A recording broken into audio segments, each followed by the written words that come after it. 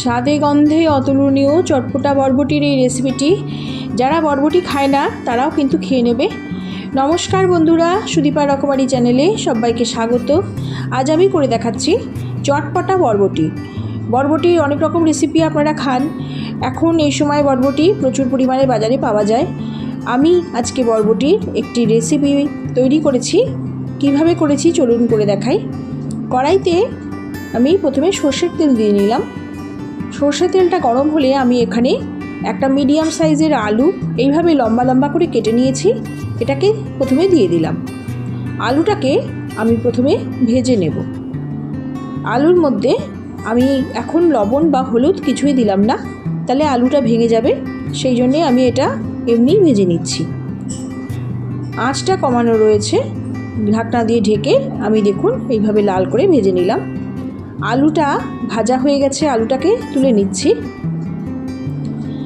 এবার ওই তেলের মধ্যে দিয়ে দেব আর একটু সর্ষের তেল।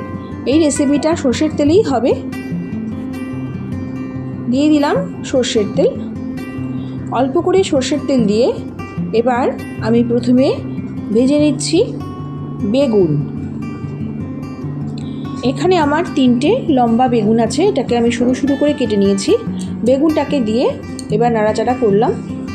বেগুনটাকে ভেজে নেব। বেগুনের মধ্যেও আমি কোনো লবণ বা হলুদ দেব না, তাহলেও বেগুনটা নরম হয়ে যাবে। ঢাকনা দিয়ে ঢেকে রেখে গ্যাসের আঁচটা কমিয়ে আমি বেগুনটাকেও ভেজে নিলাম। বেগুনটা ভাজা হয়ে গেছে, এবার বেগুনটাকেও তুলে নিচ্ছি। এই রেসিপিটা এত সুন্দর হয় খেতে যে এটা যদি ভাতের পাতে থাকে তাহলে যারা বরবটি খেতে চায় না বা বেগুন খেতে চায় না তারা কিন্তু এই রেসিপিটা খেয়ে নেবে। খুব সহজে আর খুব তাড়াতাড়ি হয়ে যায়। এই গরমে অনেক সময় রান্নাঘরে থাকতে বেশিক্ষণ কারোরই ভালো লাগে না, খুব তাড়াতাড়ি যে রান্নাগুলো হয়ে যায় সেগুলো করতেই মন চায়। এই রেসিপিটা সেরকমই। আবার সর্ষের তেল দিয়ে দিলাম আর দিয়ে দিচ্ছি এখানে বরবটি। এখানে আমার 300 গ্রাম বরবটি আছে। বরবটিটাকে ভালো করে ধুয়ে এরকমভাবে কেটে নিয়েছি, একটু লম্বা সাইজের বড় করে কাটতে হবে। বরবটিগুলোকে দিয়ে দিলাম। বরবটির মধ্যে যে একটা গন্ধ থাকে সেটা কিন্তু এই ভাজার পরে একদমই চলে যাবে। বরবটিটাকেও আমি এইভাবে একইভাবে ভেজে নিচ্ছি। গ্যাসের আঁচটা কমিয়ে ঢাকনা দিয়ে ঢেকে, আমি তো ইন্ডাকশানে করছি রান্নাটা, আঁচটাকে কমিয়ে রেখেছি আর ঢাকনা দিয়ে ঢেকে বরবটিটাকে আমি ভেজে নিচ্ছি। লবণ হলুদ কিন্তু আমি একটা ভাজার মধ্যেও দিইনি, লবণ আর হলুদটা পরে দেব। এবার বরবটিগুলো ভাজা হয়ে গেছে, তুলে নিলাম। ভালো করে ভেজে নিতে হবে, লাল করে, যাতে একদমই সেদ্ধ হয়ে যায়, কারণ এর পরে রান্নাতে কিন্তু আমি একটুও এই রান্নাটার প্রথম থেকে শেষ পর্যন্ত আমি একটুও জলের ব্যবহার করব না। আবার কড়াইতে সর্ষের তেল দিয়ে দিলাম। আবারও কড়াইতে আমি সর্ষের তেল দিয়ে দিলাম। সর্ষের তেলটা গরম হয়ে গেলে এর মধ্যে আমি দিয়ে দিচ্ছি কিছু চেরা কাঁচা লঙ্কা, দিয়ে দেব লবণ আর দিয়ে দেব হলুদ।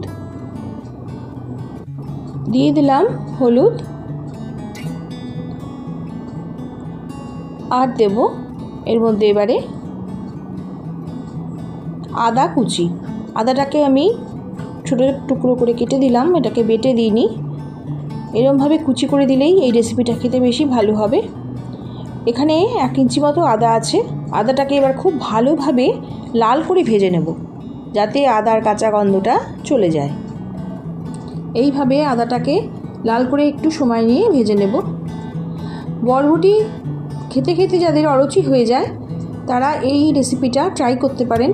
চটপটা এই বরবটি মুখে রুচি এনে দেয়, আর যারা বরবটি খেতে চায় না সেই বাচ্চারাও কিন্তু খেয়ে নেয় এইভাবে যদি করেন। কিছুই নয়, সামান্য একটু মশলা দিয়ে এই রেসিপিটা। দিয়ে দিলাম একটা টমেটো কুচি। টমেটো কুচিটা দেওয়া হয়ে গেছে, দিয়ে দিলাম সামান্য কাশ্মীরি লাল লঙ্কার গুঁড়ো। এটা যদি আপত্তি থাকে আপনাদের স্কিপ করে যাবেন, আমি অল্প একটু দিয়েছি রঙের জন্যে। টমেটোটা সেদ্ধ হয়ে গেছে, দেখুন একটু নাড়াচাড়া করে টমেটোটা সেদ্ধ করে নিলাম। টমেটোটা এখন একদমই সেদ্ধ হয়ে গেছে।